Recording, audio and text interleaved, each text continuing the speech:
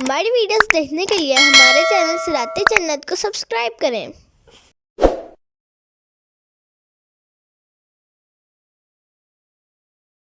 فَإِذَا قُضِيَتِ الصَّلَاةُ فَانتَشِرُوا فِي الْأَرْضِ وَابْتَغُوا مِنْ فَضْلِ اللَّهِ وَاذْكُرُوا اللَّهَ كَثِيرًا لَعَلَّكُمْ تُفْلِحُونَ۔ پھر جب نماز پوری ہو جائے تو زمین میں پھیل جاؤ اور اللہ کا فضل تلاش کرو اور اللہ کو بہت یاد کرو اس امید پر کہ تم کامیاب ہو جاؤ۔ تفسیر صراط الجنان یعنی جب نماز پوری ہو جائے تو اب تمہارے لیے جائز ہے کہ معاش کے کاموں میں مشغول ہو جاؤ، یا علم حاصل کرنے، مریض کی عیادت کرنے، جنازے میں شرکت کرنے، علماء کی زیارت کرنے اور ان جیسے دیگر کاموں میں مشغول ہو کر نیکیاں حاصل کرو، اور نماز کے علاوہ بھی ہر حال میں اللہ تعالیٰ کو یاد کیا کرو تاکہ تمہیں کامیابی نصیب ہو۔ وَإِذَا رَأَوْا تِجَارَةً أَوْ لَهْوًا انفَضُّوا إِلَيْهَا وَتَرَكُوكَ قَائِمًا قُلْ مَا عِنْدَ اللَّهِ خَيْرٌ مِّنَ اللَّهْوِ وَمِنَ التِّجَارَةِ وَاللَّهُ خَيْرُ الرَّازِقِينَ۔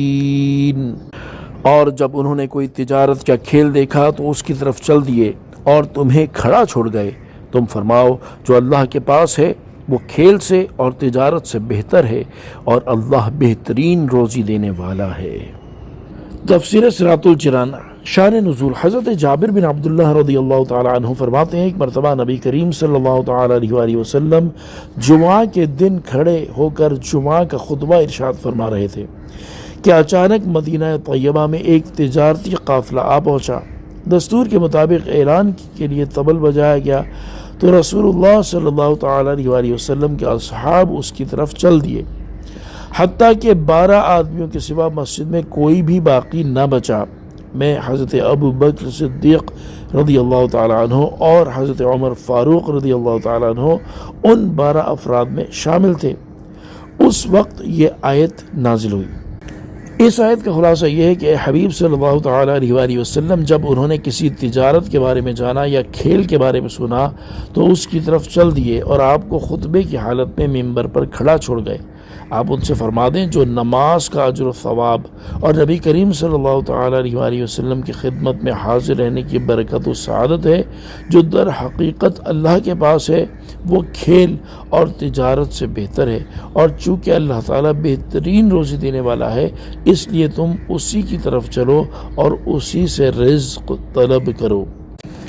یاد رہے کہ جب یہ واقعہ رونما ہوا اس وقت بہت تنگی اور مہنگائی کا دور تھا، اور صحابہ اکرام رضی اللہ تعالی عنہم اس خیال سے چلے گئے تھے کہ کہیں اجناس ختم نہ ہو جائیں اور وہ انہیں پانے سے رہ جائیں، اور ایسے حالات میں اس طرح ہونا ایک فطری امر ہے۔ نیز اس آیت کے نزول سے پہلے اس طرح کے فعل سے کہیں منع بھی نہیں کیا گیا تھا، بلکہ اس آیت کے ذریعے حکم نازل کیا گیا تو حکم کے نزول سے پہلے ایسا کرنا کوئی گناہ نہیں تھا۔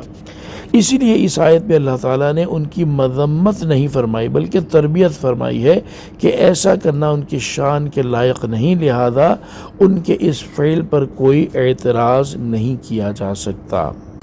نوٹ: اس سے ثابت ہوا کہ خطیب کو کھڑے ہو کر خطبہ پڑھنا چاہیے۔ الحمدللہ سورہ جمعہ آج ہماری ترجمہ اور تفسیر کے ساتھ مکمل ہوئی۔ اللہ تبارک و تعالی اس مبارک صورت کی خوب برکتیں ہم سب کو عطا فرمائے اور دین و دنیا کی بھلائیاں اور کامیابی ہمیں نصیب فرمائے، آمین بجاہ النبی الامین صلی اللہ تعالی علیہ وآلہ وسلم۔ صلو علی الحبیب صلی اللہ تعالی علی محمد صلی اللہ تعالی علیہ وآلہ وسلم۔